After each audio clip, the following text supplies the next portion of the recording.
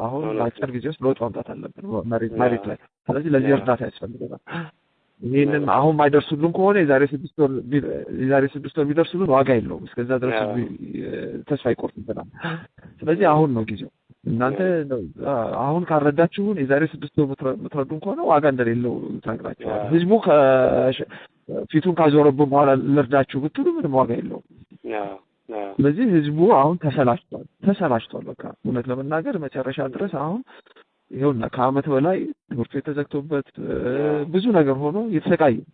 ስለዚህ አሁን ውጤት ይፈልጋል፣ ለውጥ ማየት ይፈልጋል መሬት ላይ። ይሄንን ደግሞ ለማድረግ በማድረግ ነው መሳሪያ ብቻ ማድረግ አንችልም። ይሄንን ለማድረግ የነሱ እርዳታ ያስፈልገናል። ስለዚህ ዞሮ እነሱ ናቸው እዚህ ላይ አሁን ምትረዱን ካልሆነ አሁን በአጭር ጊዜ ውስጥ ረድታችሁ ለውጥ ማምጣት ማንችል ከሆነ ይሄ እድል ያመልጠናል። በቃ ፋኑ ተበታትኖ ይቀጥራል ብለህ በደንብ ማስረዳት ያስፈልጋል። ስለዚህ ይሄን ወርቃማ እድል ለእናንተም ያለው ወርቃማ እድል ነው። ለእኛ ብቻ ሳይሆን ለእናንተ ነው። እኛ ሁለተኛ ደግሞ እኛ የባህር በር ጥያቄ የለንም። ይሄንን በደንብ አስምርላችሁ። እኛ ነገር የለም። በቃ አንድ ጊዜ ሄዳለህ፣ አንድ ጊዜ አተነዋል። አሁን የአፍሪካ ህብረትን ህግ ማክበር ነው የምንፈልገው። የአፍሪካ ህብረት ህግ አለ። በህጉ መሰረት ዓለም አቀፍ ህግን እናከብራለን። እኛ ምንም የባህር በር ጥያቄ የለንም። ወደፊት ማናነሳም። ለምን ይሄንን ጥያቄ ብናነሳ የምንጋጨው ከጎረቤቶቻችን ጋር ብቻ ሳይሆን ከዓለም ጋር ነው የምንጋጨው። ከዓለም ስለዚህ ከዓለም ጋር ተጋጭተን ደግሞ የትም አንደርስም። እንደገና ደግሞ የውስጥ ሰላም ያስፈልገናል። እኛ አሁን የውስጥ ሰላም ነው እንጂ ለማምጣት እንፈልገው እንትን ማለት አይደለም።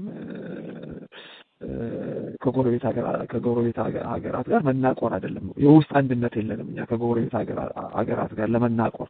ስለዚህ እኛ ዓላማችን የውስጥ ሰላም ለማምጣት ነው። ይሄ ደግሞ ምንድነው? ይሄ ጠርዝ የነካ ያለፈው ጊዜ እሱም ብሏል፣ ኢሳያስም ብሏል። ጠርዝ የነካውን ይሄ ብሔርተኝነት ማስቆም ነው። ዘረኝነትን ማስቆም ነው። እኛ የምንታገለው በመሰረቱ የጄኖሳይድ ምንጩም ዘረኝነት ነው። ስለዚህ ዘረኝነትን ከስር መሰረቱ መንቀል ነው የምንፈልገው። ስለዚህ የምንዋጋው ዞሮ ይህን ስርዓት እንዋጋ ዘረኝነት ነው የምንዋጋው። እንደውም በደንብ አስረግጠን መንገር አለብን። እሱም ስላለው የኢትዮጵያ ችግር ዘረኝነት ነው ብሏል። የዘረኝነት ፖለቲካ ዘረኝነት ነው። ስለዚህ እኛ የምንዋጋው ዞሮ የአማራን ችግር የምንፈታው ዘረኝነትን ከስር መሰረቱ ነቅለን ለመጣል ነው። ስለዚህ ራሱ ኢሳያስ ባለውም እንስማማለን። ይሄ የኛ ራዕይ የአማራ ራዕይ ነው። የ30 ዓመት ራዕይ ነው። ዘረኝነት ከኢትዮጵያ እንዲጠፋ እንፈልጋለን። ከአፍሪካ ቀንድ እንዲጠፋ እንፈልጋለን። የማንነት ፖለቲካ ነው ይሄን ያመጣብን እና የማንነት ፖለቲካን እኛ የግድ በአማራ ለመታገል ብንገደድም ማለት ነው ዞሮ ለኢትዮጵያ እንደማይጠቅማት ግን እናውቃለን። ግን የግድ ራሳችንን ለመከላከል በማንነታችን ተደራጅተናል። የግዴታ ነው። ጄኖሳይድ ተከፈተብን። ስለዚህ የምንታገለው እንዳማራ ነው፣ የተደራጀነው እንዳማራ ነው። ግባችን ግን ከስር መሰረቱ ኢትዮጵያን ውስጥ ኢትዮጵያን ከዘረኝነት ነፃ ማውጣት ነው። ከዘረኛ መንግስት ነፃ ማውጣት ነው። ከዘረኝነት ፖለቲካ ነፃ ማውጣት ነው። ልክ ሰውዬው ያለውን ነገር ትደግምላቸዋለን። ሁለቱ ደግሞ ይሄ ወሳኝ የባህር በር ጥያቄ የለም። እኛ ዘረኛ አይደለንም።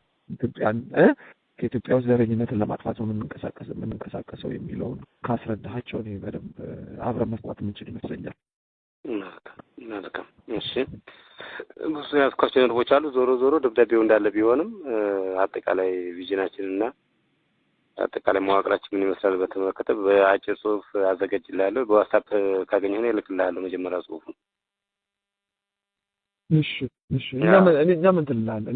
ያንንም ላኩት እኔም ይሄኛውን እንትላቸዋለሁ። እሺ በቃ እኔ እልክልሃለሁ። ይሄንኛውን ጫር አድርጌ እልካለሁ። አይዞህ ዛታ የሚያስፈልገህ የውጭ ያሉትን ስልክ ቁጥር ታውቀዋለህ?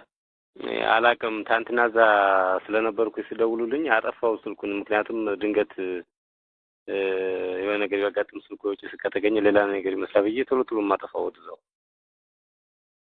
አሁን ይደውሉልኝ አንዳንድ ሀሳብ ይስጡኝ። በቃ አሁን እኮ ይሄ ስልክ እስከ መቼ ነው የሚሰራው? ይሄ በቃ ይሄ ምናልባት ከዚህ ቦታ እስካልተንቀሳቀስ ይሰራል። እሺ በቃ ቆይ ዛሬ ውጭ ያሉት ይደውሉልሃል። ዛሬ ይደውሉልኛል። ከዚህ በኋላ የሚያስፈልገን ነገር በሙሉ እነሱ ያገኛሉ። ከሰዓት ነው አገኛቸው እንግዲህ ከ10 ሰዓት በኋላ ችግር የለም። እስከዛ እዚሁ ነኝ፣ እስከ ነገ እዚሁ ነኝ። ይደውልኝ፣ ማታ አካባቢ ይደውልኝ፣ እናውራ በደንብ። በቃ እንግዲህ እሺ በቃ እንግዲህ እዛ ከሆነ ይደውልልሃል። እሺ አይዞህ። ቻው። እሺ አብሽር። አይዟችሁ